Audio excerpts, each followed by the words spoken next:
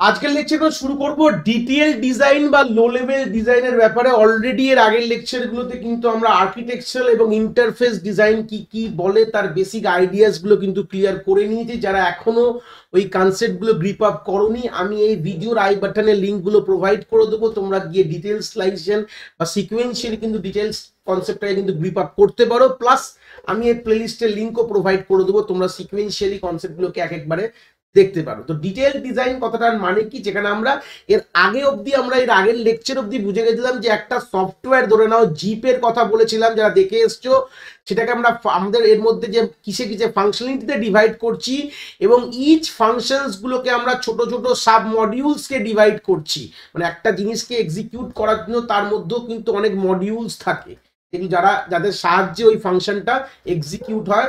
তো এইবার আমাদের এই ফাংশনগুলোকে, যেটা আগের লেকচারে যারা দেখেছো, ডিটেল কিভাবে তৈরি করবো। যেরকম আমি এক্সাম্পলে রাখি যে জিপের মধ্যে ইউপিআই ট্রানজ্যাকশন আছে, ব্যাংক টু ব্যাংক ট্রানজ্যাকশন রয়েছে, ধরেন আমি হাইপোথেটিক্যাল বলছি।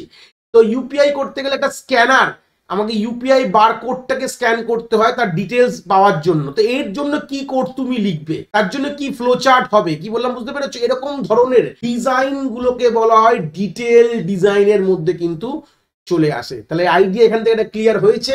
যে কোনো সফটওয়্যারকে আমরা ফাংশনালিটি ডিভাইড করি, সেই ফাংশনালিটি গুলো ফার্দার ছোট ছোট মডিউলসে ডিভাইড হয়, যারা ইন্ডিভিজুয়াল একটা রোল প্লে করে। মানে এই একটা কাজ করার জন্য 10 জন সাপোর্ট করে একটা কাজ কমপ্লিট করে।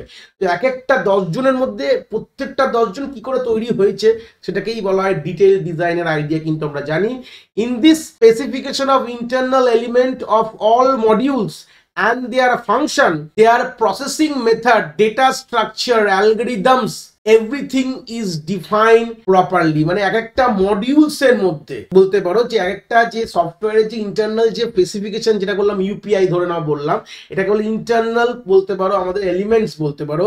সেটাকে বানাতে গেলে এখানে এতগুলো মডিউলস রয়েছে, সেই মডিউলস এর মধ্যে বা সেই মডিউলসগুলো কি করে তৈরি করা হয়, প্রসেসিং মেথড বলতে পারো, কি ভেতরে কি লেখা রয়েছে, তার কি ডেটা স্ট্রাকচার ব্যবহার করা হয়েছে, কি অ্যালগরিদম ব্যবহার করব, এইগুলো কিন্তু আমাদের ডিটেইল ডিজাইনের মধ্যে কিন্তু থাকে। মানে সিম্পল কথা, যে আমরা বললাম যে স্ক্যানার, যে স্ক্যান করাটা, এই যে ফাংশনালিটিটাকে অ্যাচিভ করার জন্য তার জন্য কি অ্যালগরিদম ইউজ করেছি, কি ডেটা স্ট্রাকচার ফলো করেছি, কিভাবে কোড লিখবো, এগুলো সব কিন্তু আমাদের ডিটেইল ডিজাইনের মধ্যে পড়বে। যেরকম এক্সাম্পল একটা ছবি দিয়েছি, যেরকম স্টার্ট একটা ফ্লো চার্ট দিয়েছি, দেখো ডিসপ্লে লাইসেন্স এগ্রিমেন্ট, যেরকম সফটওয়্যার ইনস্টলেশনের সময় ধরে নাও এরকম হয়, আমরা অ্যাকসেপ্ট করলে ভালো, আমরা সিলেক্ট ফোল্ডার দেবে, আর নো করলে আমাদের এন্ড করে দেবে। তো সেই সূত্রে গেলে এনাফ স্পেস থাকলে ভালো, কপি ফাইল করে আমাদের কাজ হবে, আর না হলে আমাদের ফ্রি করতে বলবে কোনো স্পেসে। তো এরকম ধরনের একটা ফ্লো চার্ট কিভাবে কাজ করবো, তার প্রসেসিং, এটা এই যে রাখাটা লেখা আছে এটা কিন্তু প্রসেসিং, কি করে প্রসেস করবে ওই মডিউলটা, মানে কিভাবে মডিউলের ওয়ার্ক ফ্লো হবে, মানে অ্যালগরিদমটা বলতে পারো ওয়ান কাইন্ড অফ, কিভাবে বানাবো ওই মডিউলটা। এটা হচ্ছে তোমাদের ওয়ান কাইন্ড অফ একটা এক্সাম্পল দিয়ে বুঝিয়েছি। তো আলটিমেটলি এখান থেকে কি বুঝলে, ডিটেইল ডিজাইন মানে হচ্ছে এক একটা যে আমাদের ফাংশনালিটি আছে সফটওয়্যারের, সেটা যে আমাদের সেই ফাংশনালিটিটাকে বানানোর জন্য যে মডিউলস বা আমাদের যে ইন্ডিপেন্ডেন্ট যারা সাপোর্টিং এলিমেন্ট, সেটাকে মডিউলস বলে আমরা চিনছি। ইন্ডিপেন্ডেন্ট কোড বলতে পারি, ইন্ডিপেন্ডেন্ট মডিউলস যারা এই কাজটা করার জন্য সাহায্য করছে, মানে ইউপিআই ট্রানজ্যাকশন করার জন্য যে যে মডিউলস গুলো পার্টিসিপেট করছে, তো সেই মডিউলস গুলো কিভাবে বানাবো, তার ভেতরে কি ডেটা স্ট্রাকচার অ্যালগরিদম ইউজ করব, কি রকম ভাবে ফ্লো হবে, কিভাবে প্রসেস করবে, এগুলো সবকিছুই কিন্তু আমাদের এই ডিটেইল ডিজাইন ফেজে কিন্তু আমরা ধরে ধরে জিনিসটাকে আমরা এগাই। এই ছিল কনসেপ্ট অফ ডিটেইল ডিজাইন। আশা করি কনসেপ্টটা তোমরা এখান থেকে বুঝতে পেরেছো।